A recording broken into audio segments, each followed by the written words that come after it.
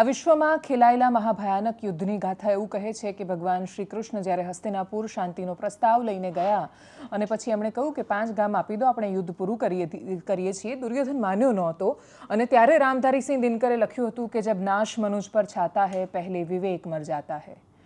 પણ વિવેકનો નાશ એ માણસમાં થાય જે વિશ્વનો સૌથી શક્તિશાળી વ્યક્તિ હોય ત્યારે શું? જે વ્યક્તિ વિવેક બુદ્ધિથી વિચારવાની જગ્યાએ માત્ર પોતાના સ્વાર્થ અને હું પૈસા ક્યાંથી કમાઈ લઉં એ વૃત્તિથી વિચારવા માંડે અને વૃત્તિથી વિચારવાવાળો માણસ બીજો કોઈ જ નહીં પણ આ દુનિયાના સૌથી શક્તિશાળી રાષ્ટ્રના સૌથી શક્તિશાળી પદ પર બેઠેલો વ્યક્તિ ડોનાલ્ડ ટ્રમ્પ હોય તો શું? જવાબ એ છે કે આખી દુનિયા મંદી બાજુ ધકેલાઈ રહી છે. શરૂઆતમાં કરીશું એની વાત. નમસ્કાર, આપની સાથે હું દેવાંશી.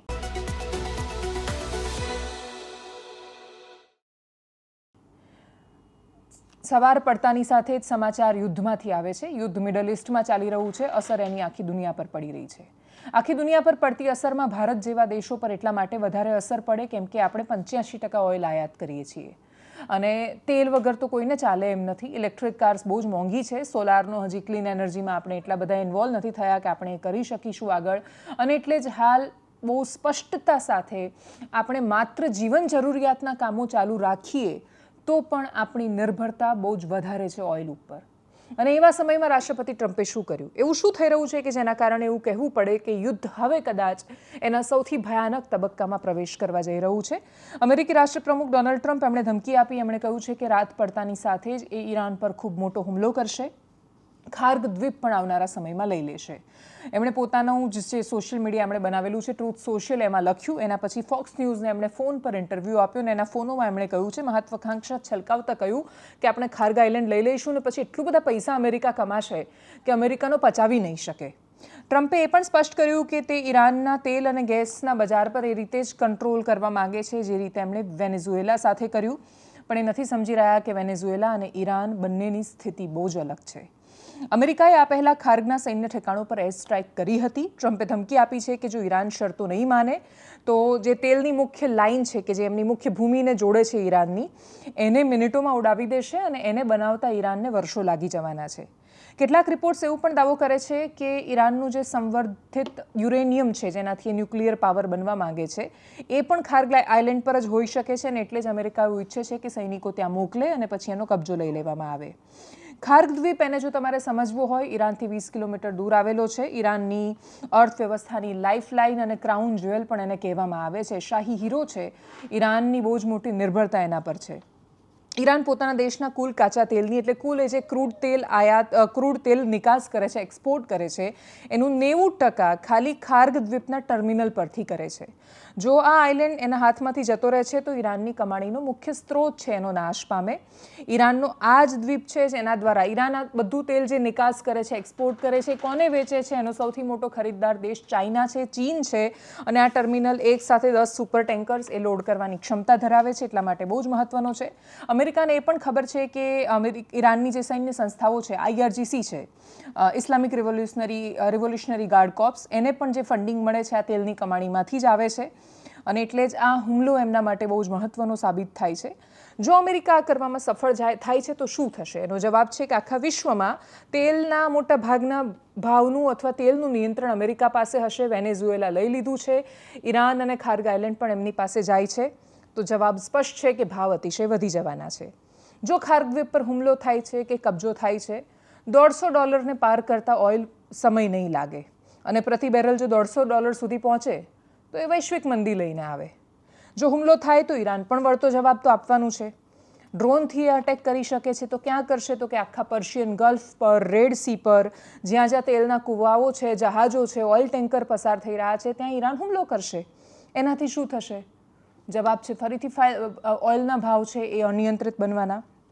ભારત અત્યારે ભલે સીધી રીતે ઈરાન પાસેથી ઓઇલ ન ખરીદતું હોય પણ ભાવ વધે તો જેમ બાકીના દેશો પર અસર થાય એમ ભારતને પણ અસર થવાની છે કેમ કે ભારતે પણ વૈશ્વિક બજારમાંથી ખરીદવાનું છે અને ભારતે એના માટે બહુ સ્વાભાવિક રીતે ડોલરમાં ખર્ચો કરવો પડશે.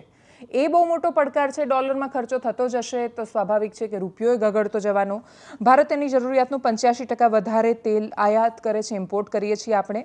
ઇન્ટરનેશનલ માર્કેટમાં જો ઓઇલ મોંઘું થાય છે તો પેટ્રોલ, ડીઝલ, LPG રેકોર્ડ સ્તર પર ભાવ પહોંચી જશે. યુદ્ધની સ્થિતિઓ બહુ સ્પષ્ટ કહી રહી છે કે જો યુદ્ધ મળસ્યું તો ભારત ભયંકર મોંઘવારી તળે દટાઈ જશે. જો યુદ્ધ વણસ્યું, સ્થિતિઓ અનિયંત્રિત થઈ તો આપણે ત્યાં ક્રૂડના ભાવ જેટલા વધારે એટલું ટ્રાન્સપોર્ટ મોંઘું થાય, એટલે બધું જ મોંઘું થાય. દૂધ મોંઘું થાય, શાકભાજી મોંઘું થાય, થાળીમાંથી એક એક આઈટમ ઓછી થતાં થાળી હાથમાંથી જતી રહે અને ઉપરથી માથા પર સુપર અલ નીનોનું સંકટ. આ બધી પરિસ્થિતિઓનો સામનો કરવા માટે ભારત થોડા મહિનાઓ માટે તૈયાર હોઈ શકે, પણ એની આવનારા વર્ષો ઉપર જે અસર પડે એ બહુ ગંભીર છે. આ યુદ્ધના કારણે પહેલેથી જ ગુજરાતના કેટલાય ઉદ્યોગો એવા છે કે જે ઠપ હાલતમાં છે. સિરામિક ઉદ્યોગ ખરાબ સ્થિતિમાં છે. ગુજરાતમાંથી જે લોકો કેરી એક્સપોર્ટ કરતા હતા એમને ખબર છે કે સારી ક્વોલિટીનો માલ આ વખતે બહાર નથી મોકલી શક્યા. મિડલ ઇસ્ટમાં આપણું બહુ બધું એક્સપોર્ટ છે, એના પર બહુ મોટી અસર થઈ છે. પણ એનાથી મોટી અસર એ છે કે યુદ્ધ ભલે મિડલ ઇસ્ટમાં ચાલી રહ્યું હોય, યુદ્ધ ઈરાનનું છે, ભોગ ભારતનો શું કામ લેવાય? ભારતે વારંવાર જેને મિત્ર દેશ કહ્યું એના પર ખૂબ બધા પ્રશ્નો છે. યુદ્ધ ચાલી રહ્યું છે મિડલ ઇસ્ટમાં, પણ અમેરિકન સૈન્યએ ભારતીય ક્રૂ ધરાવતા 3 જહાજોને નિશાન બનાવ્યા છેલ્લા 1 અઠવાડિયામાં. વહેલી સવારે જ MT જલવીર નામનું જહાજ, એના પર હુમલો કરવામાં આવ્યો. ઓમાનના શિનાજ પોર્ટ નજીક કરાયેલા આ હુમલા વખતે 20 ભારતીય ખલાસીઓ એ જહાજ પર હતા. પ્રશાંત મહાસાગરમાં એક પલાવ નામનો દેશ પણ આવેલો છે. MT જલવીર પર ગિની બિસાઓ ધ્વજ હતો. પ્રશાંત મહાસાગરમાં બીજો પલાવ નામનો દેશ આવેલો છે, એનો જે ઝંડો હતો, એવા જહાજ પર 10મી જૂને પણ અમેરિકન સેનાએ હુમલો કર્યો હતો અને એમાં પણ ભારતીય ખલાસીઓ હતા. હુમલા સમયે એ વખતે જહાજ પર 24 ભારતીય ખલાસીઓ હાજર હતા, જેમાંથી 3ના મૃત્યુ થયા. 21 લોકોને ઓમાનની સેના દ્વારા રેસ્ક્યુ કરવામાં આવ્યા. હદ એ છે કે અમેરિકાની સેના અને એનું સેન્ટ્રલ કમાન્ડ સેન્ટકોમ એણે એ હુમલાનો વિડીયો પણ રિલીઝ કર્યો છે અને આરોપ લગાવ્યો કે ભાઈ ઈરાન સાથે કથિત કનેક્શન હતું, ઈરાની ઓઇલ લઈને જતા હતા. પલાવનો ધ્વજ એ જહાજ પર એટલે લગાવવામાં આવ્યો હતો કેમ કે જહાજ ત્યાં પ્રશાંત મહાસાગરમાં એક નાનો દેશ આવેલો છે ને ત્યાં રજિસ્ટર્ડ થયેલું છે. આને ફ્લેગ ઓફ કન્વિનિયન્સ તરીકે ઓળખાય છે. દુનિયાની ખૂબ બધી શિપિંગ કંપનીઓ એમનું જહાજ ગમે તેનું હોય પણ એ રજિસ્ટર પલાવ કે પનામા જેવા દેશોમાં એટલે કરાવે છે કેમ કે એના એમને ઇન્ટરનેશનલ બહુ બધા ફાયદા મળે છે. ટેક્સ ઓછો હોય છે નાના દેશોમાં. પનામા તો એમ પણ ટેક્સ હેવન તરીકે ઓળખાતું હતું ને જે તે સમયે તમને યાદ હોય તો પનામા પેપર લીક થયા હતા ભારતમાં. પછી કેટલા લોકોના નામ આવ્યા અને એમની સાથે શું થયું એ તો આપણી આંખોની સામે છે. પણ જો કે એના નિયમો સરળ હોય છે, ઇન્ટરનેશનલ ક્રૂ તમે રાખી શકો છો. આ જહાજ જેના પર હુમલો કરવામાં આવ્યો MT સેટેબેલો હતું. આ પહેલાં 8મી જૂને MT મેરિવેક્સ પર પણ હુમલો થયો હતો. એ પણ પલાવ ધ્વજ ધરાવતું જહાજ હતું જેને અમેરિકન ફાઇટર જેટે મિસાઇલથી અટેક કર્યું. એ જહાજ પર તમામ 24 ભારતીય ખલાસીઓ હતા જેમને રેસ્ક્યુ કરીને બચાવી લેવામાં આવ્યા. જે 10મી જૂને હુમલો થયો એમાં 3 લોકોના મૃત્યુ થયા છે, 3 ભારતીયોના મૃત્યુ થયા છે. પશ્ચિમી એશિયામાં યુદ્ધ શરૂ થયું એના પછી ઓફિશિયલ જે ખલાસીઓનો આંકડો છે એમાં 7 ભારતીય ખલાસીઓ છે જેમના મૃત્યુ થઈ ચૂક્યા છે. બાકી જે નાગરિકોના મૃત્યુ થયા, કોઈનું એરપોર્ટ પર મૃત્યુ થયું, ઈરાનમાં થયું, એ બધાને બાદ કરીએ તો પણ આ યુદ્ધ દરમિયાન સમુદ્રમાં આટલા માણસોના મૃત્યુ થયા. યુદ્ધની અસર હેઠળ ભારતીય ક્રૂ ધરાવતા અથવા ભારતીય હિતો સાથે જોડાયેલા 7થી વધારે મુખ્ય વેપારી જહાજો પર પણ હુમલા થયા છે. ભારતના વિદેશ મંત્રાલય અને શિપિંગ મિનિસ્ટ્રીએ અમેરિકા દ્વારા વારંવાર ભારતીય ખલાસીઓ જે જહાજોમાં હોય એ જહાજો પર થયેલા હુમલા પર ચિંતા વ્યક્ત કરી છે, ટીકા કરી છે. ભારતે ઇન્ડિયન એમ્બેસીમાંથી ભારતના જે એમ્બેસેડર છે અમેરિકાના સર્જિયો ગોર તો હાજર નહોતા, પણ એમના વતીથી જેસન મિક્સ જે ઇન્ચાર્જ છે અત્યારે એમને બોલાવ્યા હતા અને ભારતે એમને પોતાનો વિરોધ સોંપ્યો છે. જો કે આ સ્થિતિઓની વચ્ચે પ્રધાનમંત્રી નરેન્દ્ર મોદી અને રાષ્ટ્રપતિ ટ્રમ્પ સાથેના જે કથિત અંગત સંબંધો છે એના પર બહુ પ્રશ્નો ઉઠી રહ્યા છે. ભૂતકાળમાં પ્રધાનમંત્રી મોદી અમેરિકા જઈને ચૂંટણી વખતે 2020ની ચૂંટણી વખતે અબકી બાર ટ્રમ્પ સરકાર હાઉડી મોદી નામના કાર્યક્રમમાં બોલી ચૂક્યા છે. ભારતના મુખ્ય વિપક્ષ કોંગ્રેસે પણ આ વિષય પર ખૂબ પ્રશ્નો ઊભા કર્યા છે. એમણે પત્ર લખ્યો છે, એમણે ખલાસીઓના મૃત્યુ પર શોક વ્યક્ત કર્યો, દુઃખ જાહેર કર્યું, પણ એના પછી ખૂબ બધા પ્રશ્નો પણ થઈ રહ્યા છે. એ પ્રશ્નો થવા એટલે સ્વાભાવિક છે કેમ કે એ બહુ જ અપવાદરૂપ ઘટના હતી જ્યારે એક દેશના પ્રતિનિધિ, એક દેશના વડાપ્રધાન બીજા દેશમાં ચૂંટણી આવવાની હોય અને એ ચૂંટણી વખતે કોઈ એક પક્ષનો, કોઈ એક વ્યક્તિનો એની તરફેણમાં જઈને એનો પ્રચાર કરે ખુલ્લેઆમ. આવું મોટા ભાગે નથી થતું. અંગત રીતે કોઈનું કોઈને પણ સમર્થન હોય, પણ તમે જ્યારે એક દેશના પ્રતિનિધિ કે વડાપ્રધાન તરીકે જાઓ છો ત્યારે અંગત વાતો મહત્વની નથી રહેતી. પ્રશ્ન માત્ર એટલો છે કે ડોનાલ્ડ ટ્રમ્પ પણ વારંવાર એવો દાવો કરે છે. ટ્વિટર પર બહુ જ સરસ મજાનું ફ્રેન્ડલી કન્વર્ઝેશન, એક સરસ મજાની મિત્રતાપૂર્ણ ઉષ્માભર્યા સંબંધોવાળી વાતચીત રાષ્ટ્રપતિ ટ્રમ્પ અને પ્રધાનમંત્રી મોદીની દેખાતી રહે છે. એકબીજા માટે એટલું બધું શુભેચ્છાઓને હેત એ વરસાવતા હોય છે, તો એ અંગત સંબંધો ભારતની સુરક્ષા માટે કેમ નથી કામે આવી રહ્યા? આ પ્રશ્ન બહુ જ સ્વાભાવિક રીતે વિપક્ષ ઉપાડવાનું છે. કોંગ્રેસે આ જ પ્રકારના પ્રશ્નો કર્યા છે. જ્યારે ભારતીય વિદેશ મંત્રાલયે આ વિષય પર પત્રકાર પરિષદ કરી ત્યારે એમણે ખલાસીઓના મૃત્યુ પર, ભારતીયોના મૃત્યુ પર શું કહ્યું, સાંભળીએ એમને. On 11th June, that is today, Guinea-Bissau flagged vessels, that is bitumen tanker MT Jalveer, was reportedly involved in a maritime security incident in the vicinity of Shinia Port, Oman. The vessel has 20 Indian seafarers on board and all of them are reported to be safe. No casualty or injuries have reported. As per the latest information, evacuation of crew members to Shinas Port has commenced and I think 6 more are to be evacuated. Ministry is closely monitoring the situation and is in continuous coordination with Ministry of External Affairs, Indian missions abroad and Indian Navy and other relevant stakeholders. DG Shipping Control Room has handled 12,331 calls and more than 27,000 emails since its activation. In last 72 hours, 311 calls and 683 emails have been received from seafarers, their families and maritime stakeholders. And till date, 3,500 Indian seafarers have been repatriated, including 31 in last 72 hours. ભારતીય રાજનીતિમાં પણ તૃણમૂલ કોંગ્રેસ મંદીમાં ધકેલાઈ રહી છે. એક અલગ જ પ્રકારની મંદી અને મોંઘવારી અને બાકી બધી સ્થિતિઓનો વિપક્ષો સામનો કરી રહ્યા છે. ભારતીય જનતા પાર્ટીની તાસીર જે છેલ્લા કેટલાય સમયથી ઉભરીને સામે આવી છે કે એ દુશ્મનને ઘાયલ અવસ્થામાં છોડતા જ નથી, એને ખતમ જ કરે છે. અને એટલે જ ઉદ્ધવ ઠાકરેની શિવસેનાથી લઈને તૃણમૂલ કોંગ્રેસનું લેટેસ્ટ ઉદાહરણ એ વાતનું સાક્ષી છે કે જો ભારતીય જનતા પાર્ટી અને એમાં પશ્ચિમ બંગાળ જેવું રાજ્ય હોય ને જ્યાં દમથી ચૂંટણી બૂંટણી લડ્યા પછી, જીત્યા પછી વિપક્ષને સ્થિતિમાં નથી રહેવા દેતું કે વિપક્ષ તરીકે પણ સંગઠિત થઈ શકે. મમતા બેનર્જીની ડૂબતી નૈયા છે ને ડૂબતી નૈયા હોય ત્યારે બધા જ લોકો જે બહુ જ મોટી બહાદુરીના ગાણા ગાતા હોય ને અમે બહુ જ બહાદુર ને અમે લડી રહીશું ને દીદીનો જયકાર ને બહુ જ આક્રમકતાથી લડતા હોય, સૌથી વધારે દેખાડો કરતા માણસો સૌથી પહેલા જઈને ભાગતા હોય છે. તૃણમૂલ કોંગ્રેસની ડૂબતી નૈયા સાથે પણ આ જ થઈ રહ્યું છે. જે સૌથી વધારે દેકારો કરતા હતા એ બધા જ લોકો છોડી ચૂક્યા છે પાર્ટી. સાયાની ઘોષ ને મહુવા મોઇત્રા જેવા નેતાઓનો પણ એમાં સમાવેશ થાય છે. સાયાની ઘોષે તો હવે કોંગ્રેસનું પલ્લું પકડીને આગળ વધવાનો નિર્ણય કર્યો છે. સાયાની ઘોષે તો જો કે રાજનીતિ કરી પણ એ પ્રકારની હતી કે જો ભારતીય જનતા પાર્ટીના પ્રવાહમાં ભળવાનું એ નક્કી કરતા તો સાયાની ઘોષ કરતાં ભાજપ પર વધારે પ્રશ્નો રહેવાના હતા.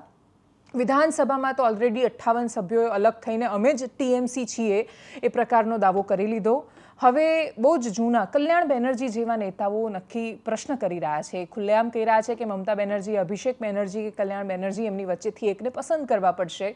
કેમ કે સ્થિતિઓ જ્યારે ડામાડોળ હોય ત્યારે સ્વાભાવિક છે કે જેણે સત્તા બચાવવાની છે, થોડી ઘણી સત્તા પણ બચાવવાની છે, વિશ્વાસ ખોઈ દેતા હોય છે. અને એટલે જ મમતા બેનર્જી કે અભિષેક બેનર્જી જેવા નેતાઓ પોતાના જ સાંસદો પર ભરોસો નથી કરી રહ્યા. 3 થી 4 રાજ્યસભાના સાંસદો રાજીનામું આપી ચૂક્યા છે. એ રાજીનામું આપનારા નેતાઓમાં સુષ્મિતા દેવનો પણ સમાવેશ થાય છે. અસમના પૂર્વ મુખ્યમંત્રીના દીકરી છે. હિમંતા બિસ્વા શર્માને મળવા માટે ગયા હતા, એના પછી રાજ્યસભા એમણે છોડી દીધી છે. સંભવતઃ અસમમાંથી એ લોકસભાની પેટા ચૂંટણી લડીને દેશના નીચલા ગૃહમાં જાય એ પ્રકારની સંભાવનાઓ છે. જો કે સુષ્મિતા દેવ પહેલા કોંગ્રેસમાં હતા, હવે તૃણમૂલ કોંગ્રેસમાં હતા અને હવે એ ભારતીય જનતા પાર્ટીમાં જઈ શકે છે. આ સ્થિતિની વચ્ચે રાજ્યસભામાં ભારતીય જનતા પાર્ટી વધારે દમદાર થઈ જશે. કેમ કે આની પહેલા આમ આદમી પાર્ટીના રાઘવ ચડ્ડા, સ્વાતિ માલીવાલ, સંદીપ પાઠક જેવા અનેક નેતાઓ, 8 જેટલા રાજ્યસભાના સાંસદો પોતાની પાર્ટી છોડીને ભારતીય જનતા પાર્ટીને સમર્થન આપી ચૂક્યા છે. અને એટલે જ ભાજપનો કેસરીયો, એમને પણ કેસરીયો રંગ મને લાગ્યો એમ કરીને એમને પણ એ રંગ લાગી ચૂક્યો છે. રાજ્યસભામાં ભારતીય જનતા પાર્ટી ખૂબ બહુમતી સાથે આગળ વધી રહી છે. ગુજરાતમાંથી મહત્વના દ્રશ્યો સામે આવ્યા. 4 રાજ્યસભાના સાંસદો એમણે ફોર્મ ભર્યા હતા અને હવે ગુજરાતમાં 18 તારીખે થવાવાળી રાજ્યસભાની ચૂંટણી નથી થવાની કેમ કે બિનહરીફ જાહેર થઈ ગયા છે. કોંગ્રેસ કે આમ આદમી પાર્ટી પાસે એવી પણ સ્થિતિ નથી કે બધા ભેગા થઈ જાય તો એ ભારતીય જનતા પાર્ટી સામે પોતાનો એક ઉમેદવાર પણ ઊભો રાખી શકે. પહેલીવાર ગુજરાતના રાજકીય ઇતિહાસમાં પહેલીવાર એવું થયું છે કે દેશના ઉપલા ગૃહમાં બૌદ્ધિકોનું જે એક સમય ગણાતું હતું એ ગૃહમાં એક સમય ગણાતું હતું. હવે રાજ્યસભા લોકસભા એવો કોઈ વિશેષ ફરક રહ્યો નથી કે બૌદ્ધિકોનું ગૃહ હોય, પણ છતાંય રાજ્યસભામાં ગુજરાતનું પ્રતિનિધિત્વ કરતા કોંગ્રેસના એક પણ સાંસદ નહીં હોય. શક્તિસિંહ ગોહિલ છેલ્લા સાંસદ હતા. એ વખતે અહેમદ પટેલવાળી જે ચૂંટણી હતી એ પણ અતિશય વધારે રસ્સાકસીવાળી રહી હતી. અને એ દમદાર ચૂંટણી, કર્ણાટકનું રિઝોર્ટ પોલિટિક્સ ને માંડ બચેલી કોંગ્રેસની બેઠક ને એના પછી કોંગ્રેસનો ધડમૂળથી સફાયો થઈ જવો અને 6 વર્ષના અંતે અહેમદ પટેલ પછી શક્તિસિંહ ગોહિલ ને પછી શક્તિસિંહ ગોહિલના રિટાયર્ડ થયા પછી રાજ્યસભાની ટર્મ પૂરી થયા પછી હવે કોંગ્રેસની પાસે એક પણ સભ્ય નથી, બાકીનો કોઈ પક્ષ એ સ્થિતિમાં નથી કે રાજ્યસભાનો એક સભ્ય ત્યાં જઈ શકે. જે ભારતીય જનતા પાર્ટી ગુજરાત ભાજપે જે પત્રકાર પરિષદ કરી, જે દ્રશ્યો સામે આવ્યા, કરી એના પર નજર.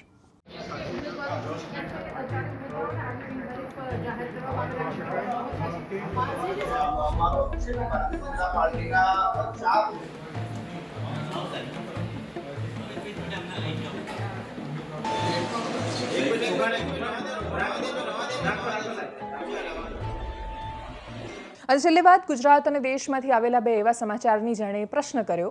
વારંવાર થતી ઘટનાઓ એક પ્રશ્ન જે સતત ઊભો કરે છે એ છે કે શું ગરિમા કે સન્માન માત્ર સ્ત્રીને હોય? સમાનતામાં જ અસમાનતાને સ્થાન મળી જાય તો શું કરવાનું?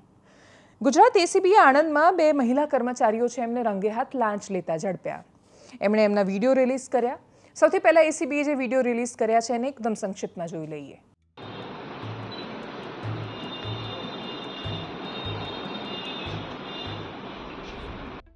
હવે આખી ઘટનાને સમજીએ અને એ પ્રશ્નને સમજીએ.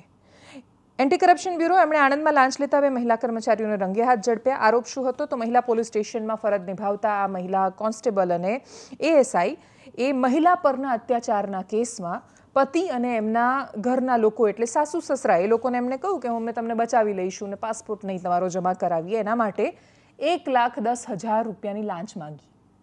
લાંચ આ લોકો આપવા ગયા અને પછી એસીબીમાં ફરિયાદ કરીને પછી રંગે હાથ બંને કર્મચારીઓ ઝડપાઈ ગયા. લાંચ લેતા કોઈ પણ વ્યક્તિ જ્યારે ઝડપાય અને એસીબીનો વિડીયો રિલીઝ કરે ત્યારે એન્ટી કરપ્શન બ્યુરોએ સુનિશ્ચિત કરે કે બધાના ચહેરા દેખાવા જોઈએ અને દુનિયા જોવી જોઈએ કે જોઈ લો આ લાંચિયાઓને. એમને શરમ રહે કે ન રહે અલગ વિષય છે, પણ એસીબી એવો પ્રયત્ન કરે. આ બે મહિલા પોલીસ કર્મચારીઓ જ્યારે આવ્યા ત્યારે એમનો ચહેરો દુપટ્ટાથી ઢાંકીને વિડીયો બહાર પડાયો. આવું થયું એટલે તરત જ એક્સ પર જે વિડીયો રિલીઝ થયો હતો એના પર લોકોએ બહુ બધા પ્રશ્નો કર્યા. પ્રશ્ન બહુ જ મહત્વનો હતો કે લાંચ લેતી વખતે જે સ્ત્રીઓ સમાન થઈ જાય છે લાંચમાં, કાયદાની ગરિમા જે લોકો નથી જાળવતા એવી મહિલાઓની ગરિમા જાળવવા માટે અલગ કાનૂન એસીબીની પાસે કેવી રીતે આવી ગયું? થોડા દિવસ પહેલા બીજી એક ઘટના જે દેશમાં બની. એક સ્ટેન્ડઅપ કોમેડિયન છે પ્રણીત મોરે, એડલ્ટ કોમેડી કરે છે. એમના લાઈવ શો દરમિયાનના બે વિડીયો વાયરલ થયા. એક 23 વર્ષનો છોકરો હતો. 370 રૂપિયાની મેં બિરયાની ખવડાવી છે અને એટલા જ માટે એની સહમતિ વગર પણ, સ્ત્રીની સહમતિ વગર પણ, એના કન્સેન્ટ વગર પર પણ એને એનું શરીર મળવું જોઈતું હતું એ પ્રકારની એણે વાહિયાત વાત કરી અને અતિશય વાહિયાત ને અશ્લીલ વાત કરીને એનો વિડીયો એટલો બધો વાયરલ થયો કે એ છોકરાની નોકરી જતી રહી. એ જ શો દરમિયાન એક મહિલા ડૉક્ટર પણ હતી અને એણે પુરુષોના પ્રાઇવેટ પાર્ટ્સ પર ટિપ્પણી કરી હતી અને પુરુષોના મૃતદેહોના પ્રાઇવેટ પાર્ટ્સ પર ટિપ્પણી કરી હતી. જો કે એ મહિલા ડૉક્ટર ના એની સામે આટલા બધા સવાલો થયા, ના એટલું એક્ટિવિઝમ થયું. મહિલાઓ પર થતા અત્યાચારો માટે આ દેશમાં અનેક કાનૂન છે, સ્પેશિયલ પ્રાવધાનો છે.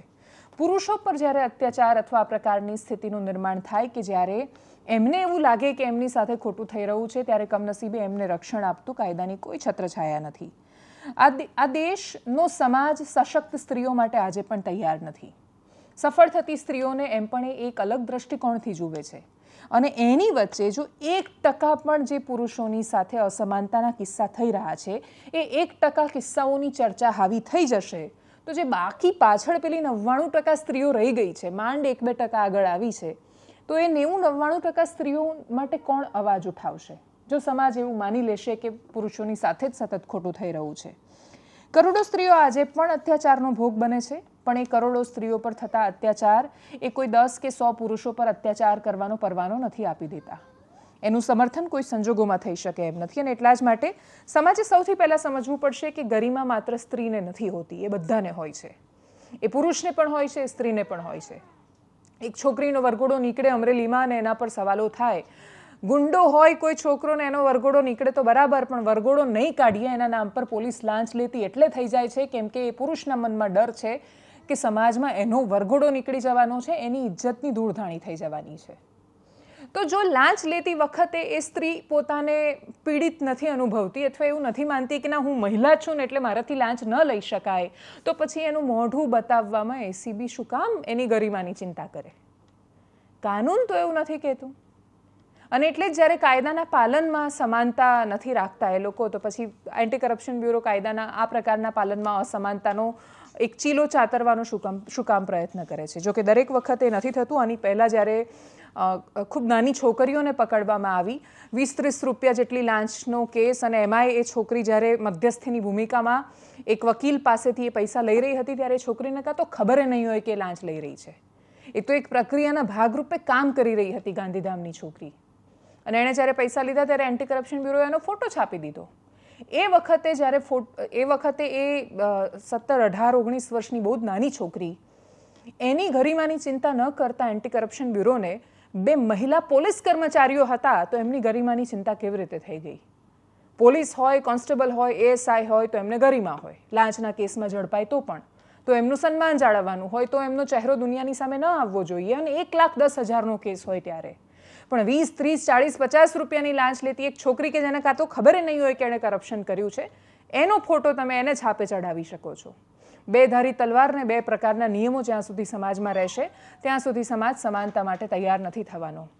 આ લડાઈ પુરુષો પર થતા અત્યાચારો કરતાં વધારે સ્ત્રીઓના સન્માનની એટલે છે કેમ કે જો સ્ત્રીઓ ઈચ્છે છે કે બાકીની 90% સ્ત્રીઓ સાથે ખોટું ન થાય, તો એમણે સુનિશ્ચિત કરવું પડશે કે એમનો ન્યાય પુરુષો સાથેનો અન્યાય ન બની જાય. ખૂબ બધા લોકો આ વિષય પર લડી રહ્યા છે. એ વાતોને કેટલી ગંભીરતાથી સમાજ લે છે અલગ વિષય છે.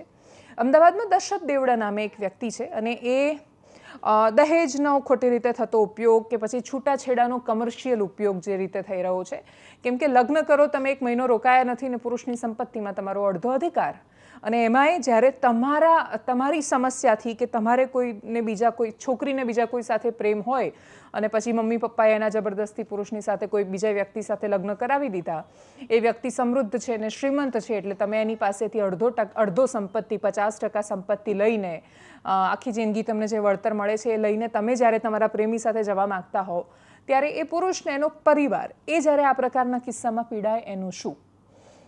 જ્યારે તમે એ ઘટનાઓની તીવ્રતા અને સરખામણીએ જુઓ તો આજે ટ્વિશા શર્માના કિસ્સાઓ છે. આજે પણ સમાજ અતિશય માનસિક, શારીરિક દરેક પ્રકારના અત્યાચારો સ્ત્રી પર કરે છે. કોઈ સ્ત્રી રસ્તા પર જઈ રહી છે ને માત્ર એ બસ એને જોઈને એણે તમારી સામે જોયું ને તમે એવું માની લો છો કે તમારા માટે અવેલેબલ છે, એ માનસિક સ્થિતિ છે 22-23 વર્ષના છોકરાઓની. એટલે સમાજ, આપણે ગમે તેટલું સ્ત્રી સશક્તિકરણ કરીએ, તમે રિઝલ્ટ જુઓ, તમે 1 થી 10ના માંડ 1 કે 2 છોકરાઓ હશે કે જે ટોપ કરતા હશે. તો છોકરીઓ બહુ આગળ વધી રહી છે, પણ એ આગળ વધી રહેલી છોકરીઓ માટે સમાજ તૈયાર જ નથી થઈ રહ્યો. એ સશક્ત સ્ત્રીઓને સમજતો અને સ્વીકારતો અને પછી એને બરાબરની હરોળમાં મૂકતો સમાજ તૈયાર થાય એની પહેલાં જો 1% સ્ત્રીઓ પણ પુરુષોની સાથે અન્યાય કરવા માંડશે તો આપણે એ લડાઈને વધારે કમજોર અને નબળી બનાવી દઈશું, જે સદીઓથી ચાલી રહી છે. જે તે સમયે દશરથ દેવડા કે જે અમદાવાદમાં પત્ની પીડિત સંગઠન ચલાવે છે, એમણે શું કહ્યું હતું એને એકદમ સંક્ષિપ્તમાં સાંભળીએ. એમનો મુદ્દો શું છે, એમનો પર્સપેક્ટિવ શું છે, અને એ કેમ એમના મનમાં કેમ સ્ત્રીઓ માટે આટલો દ્વેષ અથવા આટલો ગુસ્સો છે, આક્રોશ છે, એ સમજીએ. મારી તો નારાયણી પૂજનીય લાયક છે, પણ જે પૂજવા જેવી હોય એને પૂજાય. પછી આ બોગસ, નીચ અને નાલાયક હોય એને ના પૂજાય. એને તો જેલમાં નંખાય, પતિઓને મરાવે છે, બરાબર. કોઈને એના હમણાં જ એક બરોડાનો કિસ્સો એવો છે, મા બાપનો લાડકો આવ્યો, એકનો એક જ દીકરો હતો, ધામધૂમથી પરણાયો 5 લાખ રૂપિયા ખર્ચીને, અને એને એ બૈરી ઘરમાં એક રાત આવી અને પાવાગઢના દર્શન કરવા ગઈ, ધક્કો મારી નાખ્યો અને મા બાપનો. તો એ બૈરી 2 વર્ષમાં બહાર આવી ગઈ, 15 દિવસો તો જામીન મળી ગયા. આ કેટલું ખોટું થાય છે. આ સમજવા જેવી વસ્તુ છે. આ બધા ઘણી બધી મહિલાઓ રાજી થાય છે, પણ એનો છોકરાને 15 વર્ષના લઈને આવે છે ને, ત્યારે એનો 21 વર્ષનો છોકરો પેન્ટ છે ને ત્યારે અબળા થઈ જાય કે હું સાસુ છું, મારા દીકરાની. આ અત્યારે ભલે રાજી થાય છે, પછી રોવાના દિવસ આવશે. હું આવી પણ લોકોને ધ્યાન દોરું છું કે આ ખોટું છે. તમે અત્યારે ભલે હસો છો, પછી તમારે જ રોવાનો વારો આવશે. તમારો છોકરો મોટો થાય છે, વહુ આવવાની જ છે પાછળ ને પાછળ. ત્યારે તમે ક્યાં જશો? અત્યારે તો નારી સંસ્થા કરો છો, ત્યારે આ દશરથ દેવડા યાદ આવશે. એનાલિસિસમાં અત્યારે બસ આટલું જ. જો આપ અમને યુટ્યુબ પર જોઈ રહ્યા છો તો સબસ્ક્રાઇબ કરો, ફેસબુક પર જોઈ રહ્યા છો તો ફોલો કરો, વિડીયોને શેર કરો. નમસ્કાર.